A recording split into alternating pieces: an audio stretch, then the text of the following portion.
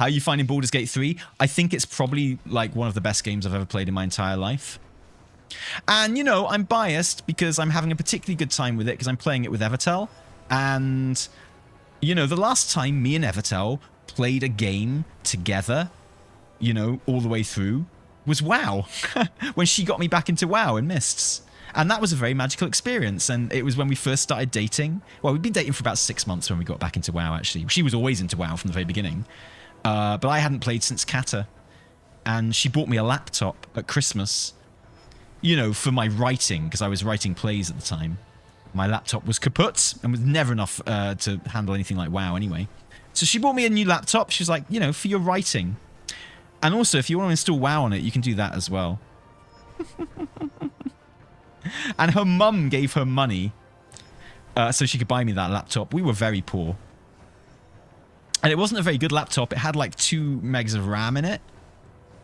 I remember dreaming about, you know, how great WoW would be to play if I just had 4 megs of RAM, you know?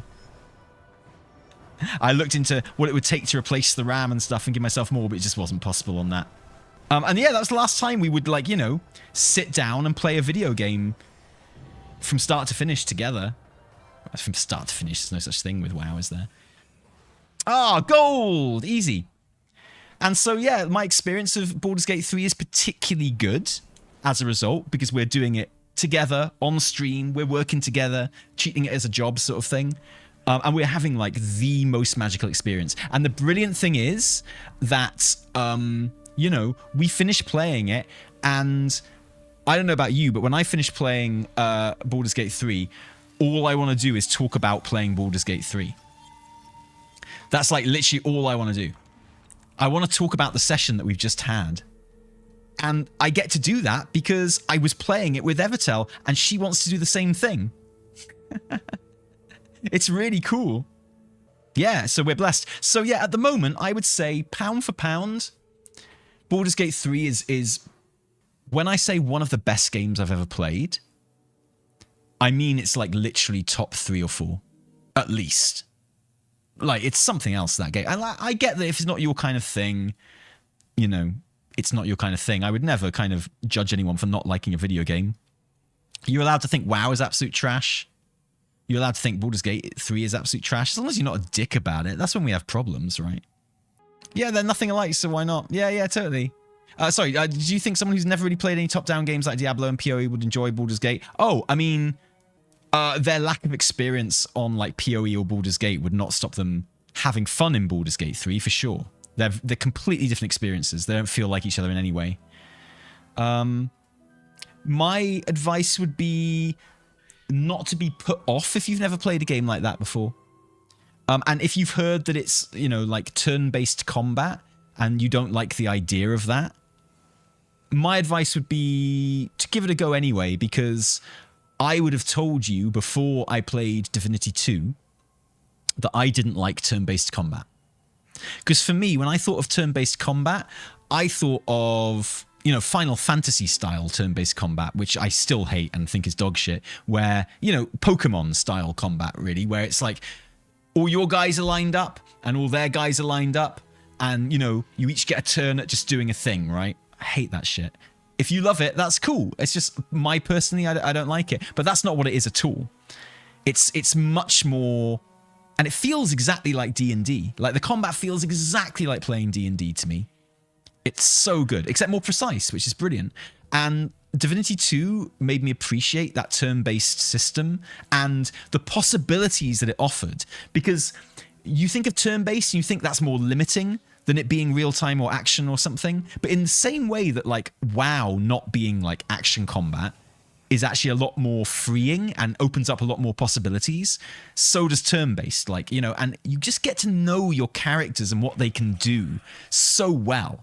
And what is really fun is that when me and Evie talk about a fight that we did in Baldur's Gate 3, you know, we talk about the things that happened in that fight. It's like, oh my God, I can't believe it when, you know, you walked in the lava and you died, and then the hammer came down and smashed the thing, and we managed to funnel them through that doorway and, like, set off those traps. And then, you know, we don't remember it in turns. We just remember it in things that happen. And it was just a really interesting fight. Like, interesting in the way that you couldn't replicate in real-time action. But you remember it in real-time action. Does anyone else find that? When I think about fights that I had in Baldur's Gate 3 and Divinity and other things like XCOM, because like after playing Divinity 2, I got really into XCOM because like it's the same kind of combat system. And I remember the fights in real time, not in turns. And it just means that you've got these incredibly interesting and detailed fights where like fun things happen, just like in a roleplay. And it's that same sense of joy and wonder and possibility that I had when I started playing Vampire the Masquerade. Because, you know, I played video games, I played Warhammer and tabletop games, and then suddenly I played Vampire the Masquerade, which was my first ever, like, pen and paper roleplay game. And it was like, I'd be talking about it with my friends there. I was like, we got to play Vampire. We got to play, you know, pen and paper games. And they're like, I don't know, man, sounds a bit lame. It's like, no, you don't understand. I played this game last night and we were chasing this tank. All right. And, you know, I like just I pushed a random guy off his motorbike as he drove past, and I jumped on the motorbike and I chased the tank. Okay, and then I like went up a ramp and I landed on the fucking tank and I put a grenade down like the flume of the tank and then I jumped off and it exploded, but then a little bit kind of hit me and I went flying off the bridge. All right, but then someone else managed to catch me with like their special ability and I was like hanging on the bridge and the guy was having to hold me with a rope while he was like having a shootout with these guys like on the bridge. And I was like, you just couldn't do that in a video game. You couldn't do that on like a tabletop game. You can only do that in pen and paper. And like just these mad, incredible like scenarios. And like, I think for me, Divinity 2 and Baldur's Gate and XCOM, they managed to recreate that in a video game, which I wouldn't have thought was possible. And it just feels really good. So my advice, sorry, to go back on the point, would be that if the thing that is putting you off a game like Baldur's Gate 3 is the fact that you don't like the idea of it being turn-based, my advice would be just to try it anyway, honestly. It's a nightmare. I've been wanting to play it so bad since it launched. I'm getting it after payday on Thursday, but Starfield is so close. I find that I'm just not excited about Starfield at all, unfortunately. I've not seen anything about Starfield that makes me excited, I'm afraid. I probably will pick it up. I'm privileged. I can pick up video games. It's no big deal. I don't have to think about how much they cost because I can just put it on the company and stuff. So I'm like incredibly privileged. I can just buy a game that I don't even think I'm going to like just to try it. So I probably will, but yeah, I'm not excited about Starfield, honestly. Something that I think might be a problem if you haven't played Baldur's Gate is if you haven't played Dungeons and Dragons. Like if you haven't played Divinity or Dungeons and Dragons, and particularly Dungeons and Dragons, I think if you don't have any experience in that, I personally think you might find the entire thing just a bit confusing and a bit overwhelming and just not know why things are happening. And it's really difficult for me to know how true that is because obviously I just know how to play D&D. And I've played loads of D&D. So, oh, Ellie-Cat, you haven't played D&D, but it was totally fine. Awesome. That's brilliant to hear, honestly. That's really, really good. And so I think that there aren't many tips and tutorials.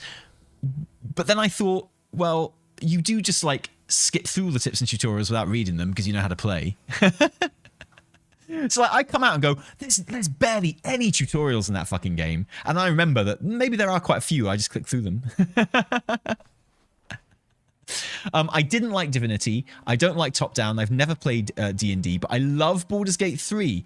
I mean, it just goes to show you can never tell. You can never predict what people are going to like, can you really? You know? It's lacking in-role explanations, though. Yeah, I think it is as well. My problem is it doesn't remind me enough of Mass Effect. I'm just a BioWare shill. Really? It reminds me loads of Mass Effect. Like the way character interactions work and the way you build friendships and romances and stuff reminds me loads of Mass Effect, I've got to say. Which is why I like it so much as well. Melithian, thank you very much for the 20 months. I find the game tutorials very basic and needs improvement. It doesn't teach anything about D&D, only about the UI. That's my gut feeling as well, yeah. The game also needs an in-game encyclopedia of sorts, at least for gameplay concepts. Oh, that would be really good. You're right, I think I think that's right. I think you're right. I think that would help. I mean, it's all moot for me because it's easy for me because it's just D&D, right? And you could argue that the encyclopedia exists. It's called the 5e Handbook. That's the thing, right? Like, I've had people say to me, like, I've never played D&D or whatever. Is there anything I can do to prepare for Baldur's Gate 3? And I'm like, genuinely, read the fucking 5e Handbook. Like, the 5e Handbook is fucking awesome. Anyway, I recommend everyone read the 5e Handbook. It's really good, but I genuinely think it would help you play Baldur's Gate. It's possible they didn't expect it to be a hit for folks outside. I don't. They spent a lot of money getting the D&D license. And they put a lot of eggs in this basket, and I think they were relying on being a hit. I think we downplay like how much of a sure thing Baldur's Gate 3 was. When we talk about Larian and the story of Larian and how, you know, they're an indie game company and their CEO is really fucking cool and is the founder and like he's the game director of all their games still, and you know they're the little guys showing the big guys how to do it. I think we downplay just how popular Divinity 2 was and like just how much of a massive deal them getting the rights to D&D was. Like when they got the D&D rights, the 5e rights, people were like, oh my God, for Larian, that is like just a money tree. I remember it happening, you know? I remember it at the time. And it turned out to be true. Now, like, that's not taking anything away from Larian because other people could fuck that up. And Larian did not fuck it up. But they you know, the game has been out. Like, you could spend $60 buying Baldur's Gate 3 years ago, when the game was only a fifth finished. And I'm totally in favor of that, by the way, because I think it's made the game as good as it is being in early access that long. But that's the kind of slack that not every publisher gets. You know? If some new publisher that didn't have the weight of like goodwill behind them that Larian had after Divinity 2, if a new studio did that and they were like, yeah, we're making this huge, in-depth D&D game. It's going to be like one of the most complex, richest like game-playing RPG experiences ever. You can buy it now for $60. It's a fifth done. We might be done in 3 years. I think they'd get a bit more shit than Larian did. But you could then argue that Larian had earned that trust and have, you know, proved worthy of having that trust as well. So I'm not saying they shouldn't have had that trust. I'm just saying, like, you know, I feel like it is a very unique experience, like a unique situation with Baldur's Gate 3. And it's not something that you're going to get for every game, unfortunately. Fuck, man. I'd love every game to be like Baldur's Gate 3. I'd love every game to have the kind of love in it that Baldur's Gate 3 has got. I'd love every game to be as rich and replayable and, like, you know, just awesome as fucking Baldur's Gate 3. I'd love it. But also, I realize that the kind of the stars that aligned for Baldur's Gate 3 to happen, you can't expect them to happen for every game, you know? Larian also networks with Matt Mercer in Critical Role, which gives them a large reach into community. Yeah, absolutely. Absolutely. They even said how skeptical things were at the start in securing it. Divinity was one of the things that helped them secure it, but even that wasn't the most influential part. No, I remember they put out a video when they first... You're right, I'm agreeing with you. I said no, but I'm agreeing with you. Sorry. Yeah, I remember they put a video out when they first got the rights, which was like a little skit video in their offices. And you could tell just how fucking happy and kind of surprised they were to have them. And I know they must have worked their asses off to get those rights. But I think it's good for D&D as well. I think it's like, you know, in the same... Here's the thing that I'm really interested in when it comes to Baldur's Gate 3, right? I feel like I've been involved in tabletop roleplay games, you know, all my life. And I think most people acknowledge that the way a lot of people played D&D changed when Critical Role happened.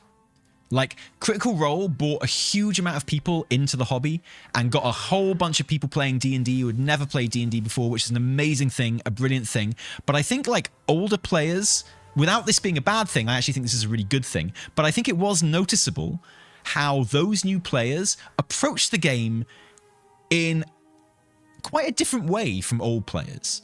Like, I think the game at that point before Critical Role had become much more kind of a metagaming thing. It was about builds, it was about combat, it was about min-maxing, and it's kind of got back to that again. And like when Critical Role happened, the players coming into the game, they wanted to do Critical Role, right? So they wanted a much more RP experience, a much less combat orientated experience. Not to say they didn't want combat, that was still a massive part of it, but it was less a part of it than what it had become in the years building up to Critical Role kind of appearing on the scene, right? Would you agree with that? And like, you know, that was what our game was based on. That you know, Evie liked Critical Role and showed an interest in getting into Dungeons and Dragons. And like, dude, when she said she was interested in getting into Dungeons and Dragons, I have not been down that fucking gaming shop quicker in my fucking life. She mentioned it once. She was like, Critical Role is really good. I think I'd like to I think I'd like to give that a go. And I was like, bye, ran down the fucking gaming shop, bought a fucking player's handbook. I was like, there you go. Got your present. Fucking there you go. Don't change your mind. And, you know, she was happy about that. And she put a photo of it on Facebook. And our old housemate was like, hey, I've been in the game for years. I've always wanted to try DMing. I've got like this world that I've made with that in mind. I'll put together a game. And then the people we got in the game, you know, their interest had been piqued because of Critical Role as well. And as a result, the game was incredibly RP focused and very slow moving and not combat based at all. To the extent that one of the people in the game was an older player who it didn't really vibe with them. You know, it's not what they were kind of used to. And what I'm interested to see is how Baldur's Gate 3 changes the way people approach D&D. Because I think it will. I think Baldur's Gate 3 will bring in not as big a wave of people as Critical Role did by any means, but I think there'll be another unusually large influx of players into Dungeons and Dragons like tabletop now because of the success of Baldur's Gate 3. People will play Baldur's Gate 3 and they'll be like, hey, why don't I just play Dungeons and Dragons? I had a brilliant time. And I think that will be different again. You know, they won't be the Critical Role players who came in, you know, wanting a very RP-centric experience, like literally playing characters like they do in Critical Role. My guess would be, and this is like pure guesswork, but my guess would be that the players that come from Baldur's Gate 3 will be very, like, goal-orientated, you know? Like, my guess would be that generally the players that come from Baldur's Gate 3, you know, they're coming from a video game, and it's a beautiful, rich video game that simulates like a real D&D experience really well. But at the same time, you know, it's got quest markers. It's got, you know, very clear objectives a lot of the time. And as a result, my gut feeling, I mean, it could be wrong completely, obviously, but my gut feeling is that there will be a focus on, very, very like goal orientated, very focused on their goals and objectives and missions and stuff from Baldur's Gate 3 players coming into the hobby. I know, but I'm just really interested to more than, I don't care if I'm right or wrong. I just want to see what happens. I'm just really interested in it. As much as I really want to be into D&D, I think I need the visuals. Yeah, I understand that, honestly. I get that. I just wish people that got into the hobby through D&D also branched out eventually. People trying to do everything with D&D, like Harry Potter D&D and shit, and I'm like, guys, there are other TTRPGs that are literally made for that. Try them. Yeah, I get that. I understand that. I guess, my first ever TTRPG was not D&D, so I'm not as... D&D is my favorite, but I'm not as wedded to it as, someone who's only ever played D&D, right? So, you know, I remember when I first started playing Vampire, D&D was lame as shit. You know, when I got into Vampire, I was a fucking, like, 13-year-old edgy boy.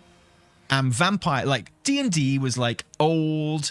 You know, you still remembered the Saturday morning kids TV show was, like, the biggest D&D thing there had ever been, and that was kind of like cringy, you know, when you're 13. And, you know, suddenly you go into like this cool comics shop, and I don't know if you remember the first edition of Vampire, but that book was fucking beautiful. It had like this green velvet cover.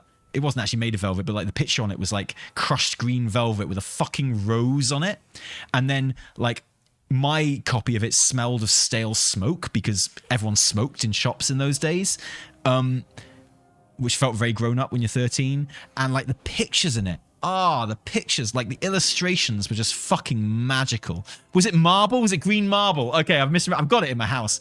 And yeah, the illustrations were all black and white, obviously, and they were like 40K illustrations. So lots of the same artists, I think. And it just felt dangerous, and it felt, bad in a good way. And it didn't use D20s, those stupid big fucking round D20s. It used D10s, man. And it didn't use different types of dice. It just used D10s. So you buy like a perfect set of dark green marble D10s to match the book, and you'd have them in a little pouch. Oh man, you felt so fucking cool compared to like D&D. You were like, D&D? Nah, mate, fuck you. I play Vampire the Masquerade. And I forget the names of the houses now in Vampire, but like, you'd either be the Anarchy House. When you're a 13-year-old edgy boy, you're like, I'm either is it Bruja or something? You're either Bruja, who like the anarchists, or is that Bruja? That's right. Or you're Malkavian. Yeah. I had the.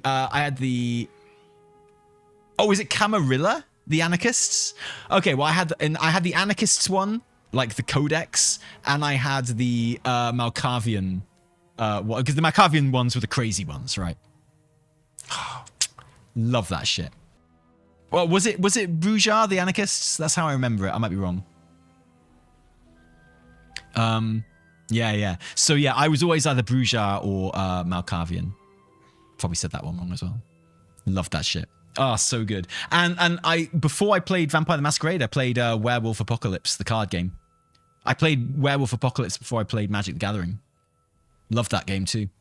My first edition vampire character when I was barely a teen, edgy gangrel hitman that ended up getting all the animal features. Yeah. Love that shit. Love it. Had such a good time with it. And I picked up the latest edition of Vampire and I hated it. I just hated the book. I thought the book was horrible. Had loads of like cosplayers in it.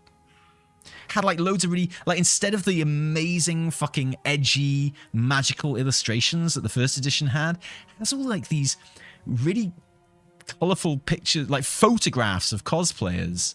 It's like, I get what you're trying to do, but fuck, it sucks. Cambion, thank you for the 27 months. Sorry if you're one of those cosplayers in the book. I just thought it was horrible.